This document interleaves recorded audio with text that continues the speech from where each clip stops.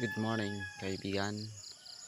Ngayon naman po ay susuportahan natin ang isa sa mga youth o ilan sa mga youth na aking hinahandle bilang ah, para maramdaman nila na andun yung suportado ko kahit puyat, dahil sa araw ding ito ay patuloy na pinaglalamayan ng aking pamangkin at sa Sabado ang kanyang libing.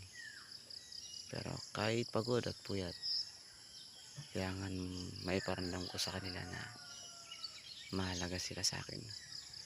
Kaya ngayon, muli pupunta naman tayo ng graduation nila.